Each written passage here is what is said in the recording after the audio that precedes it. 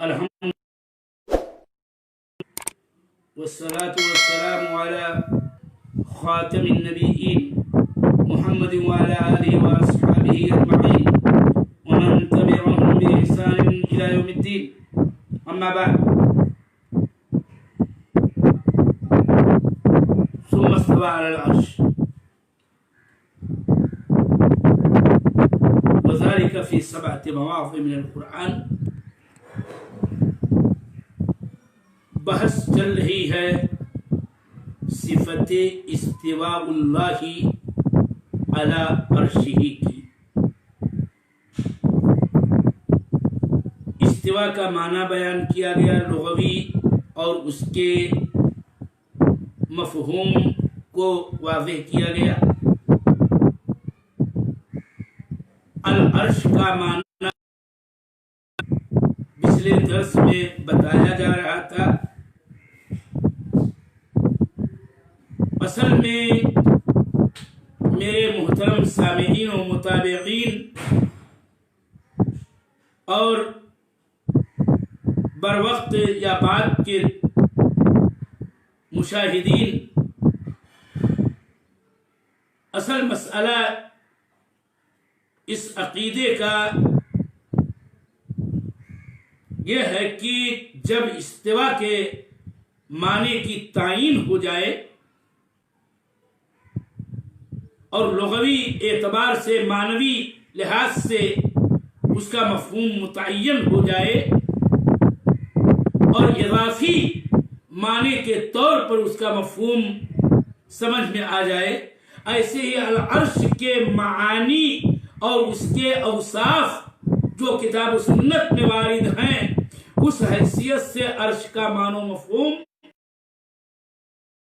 ہو جائے اور ذہن نشین ہو جائے، تو عقیدے کے اعتبار سے اللہ جل وعلا کی صفت استواء علی عرشہ کا مطلب بہت ہی آسان ہو جائے اور واضح طور پر ذہن نشین ہو جائے، اور اسی سے اہل بدعات کے نفی و انکار اور اس تعلق سے ان کے فکر و نظر کی خامی بھی سامنے آ جائے.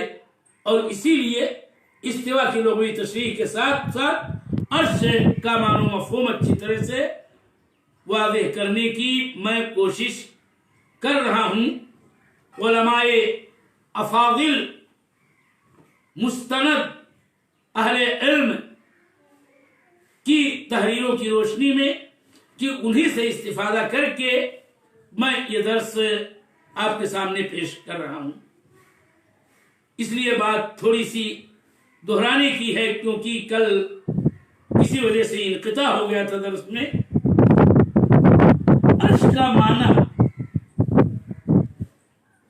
کتاب و سنت کی روشنی میں اس کے اوصاف کا ذکر و بیان.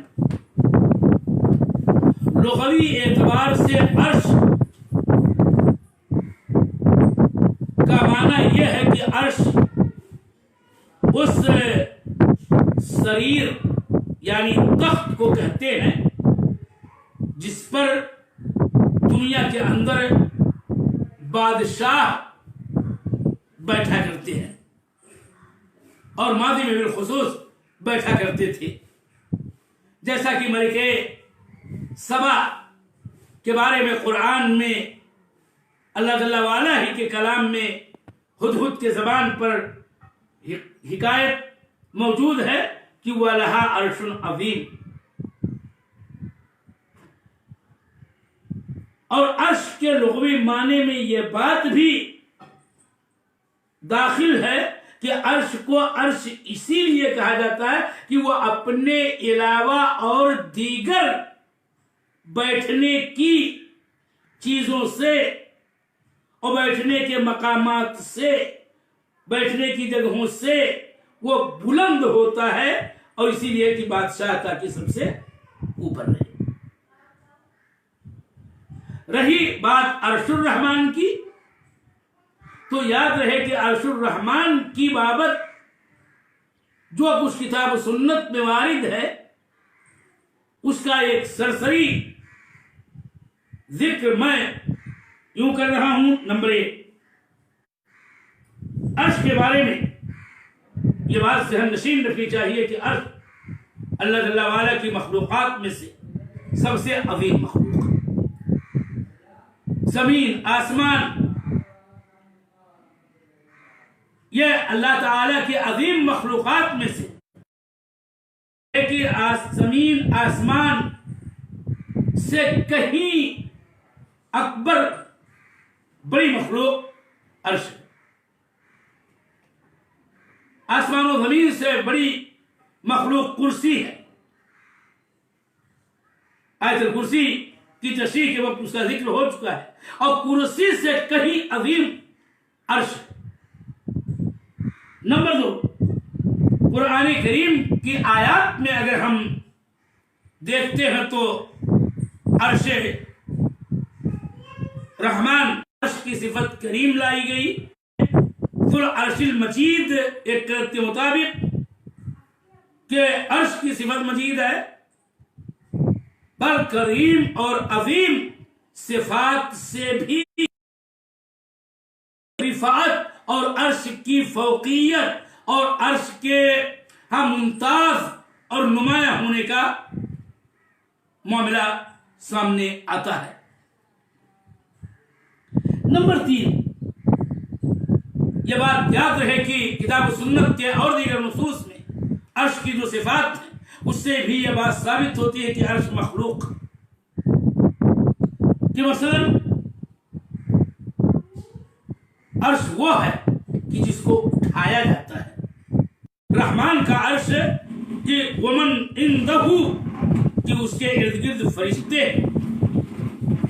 قیامت کے دن بھی اللہ جل وعلا کے عرش کو 8 فرشتے اٹھائے ہوں گے، جیسا کہ سورہ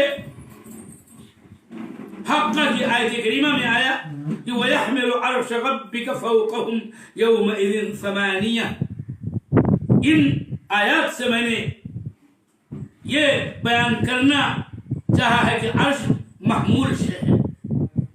عرش کے ارد گرد فرشتے ہوتے ہیں جو چکر لگاتے ہیں۔ ومن عنده ومن حوله سے اس کا ثبوت ملتا ہے۔ نمبر 5،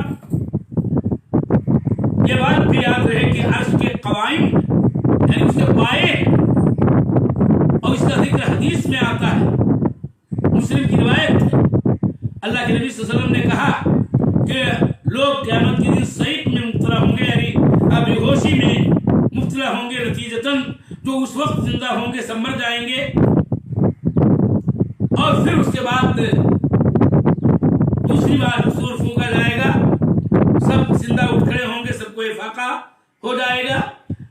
فَأَكُونُ أَوَّلَ مَنْ يُفِيقُ، سب سے پہلے مجھے افاقہ ہوگا، لیکن میں اسی وقت دیکھوں گا کہ موسیٰ علیہ السلام و تسلیم آخذ بقائمة من قوائم العرش، کہ وہ عرش رحمان کے قوائم میں سے ایک قائمہ، اس کے پائے میں سے ایک پایا پکڑے ہوں گے۔ میں یہ نہیں جانتا کہ موسیٰ علیہ السلام و تسلیم کو پہلے افاقہ ہوا یا یہ کہ ان پر صعق طاری ہی نہ تھی اور وہ دور والے دن ہی اس سے 2-4 ہو ہی چکے تھے۔ نمبر 6، ایک بات یہ بھی یاد رہے کہ عرش کے معانی میں لغوی اعتبار سے علو، رفعت، بلندی کا معنی پایا جاتا ہے۔ احادیث میں اس کے اوصاف کا خلاصہ یہ ہے کہ وہ جنت کے اوپر، وہ قبہ کے مانند ہے، تمام مخلوقات کے اوپر گنبد کی طرح،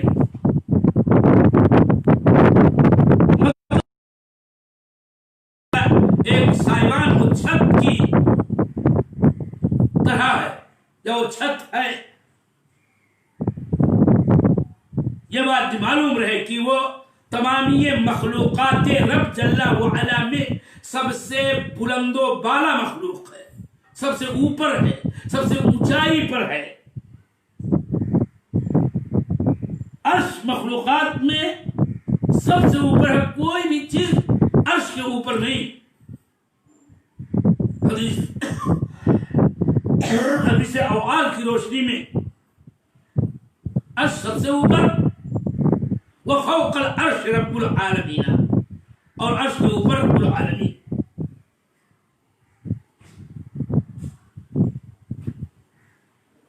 اس طرح سے میرے سامعین عرش کے لغوی معنی اور اس کے جو صفات کتاب و سنت میں وارد ہے اس کی روشنی میں اس کا مقتضا یہ ہے کہ وہ علو میں ہے، بلندی پر، اس سے کوئی چیز بلند نہیں۔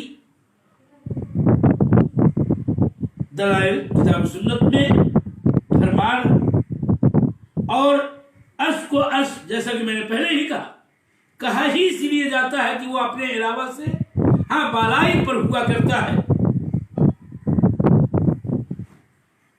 اب مسئلہ یہ آتا ہے کہ اہل سنت کے نزدیک خود عرش اور عرش کے معنی کا اثبات یہ تمام مخلوقات کے اس کے اوپر ہونے کے اثبات ہچکچاہٹ تک نہیں ہونی چاہیے کہ ثم استوى علی العرش کا معنی یہ ہے کہ پھر رحمان اللہ جل وعلا عرش پر بلند ہوا، اور اس طرح سے میں آج اسی قدر پر اتفاق کرتا ہوں۔ انشاءاللہ العزیز کل کے درس میں اس بات کے بیان کے ساتھ ماتریدیہ ہو وہ اس آیت کریمہ کا کیا معنی بتاتے ہیں اور استوا کی وہ تفسیر کیا کرتے ہیں، اور پھر میں یہ بتاؤں گا کہ ان کا چاہے استوا کے معنی کی بات ہو یا العرش کے معنی کی تعین کی بات ہو، دونوں غلط، اور ان کی غلطی کو واضح کیا جائے گا اور ان کے دعوی فکر اور نظریے کا رد و ابطال مدلل طور پر کیا جائے گا اور اس کی وضاحت کی جائے گی انشاءاللہ۔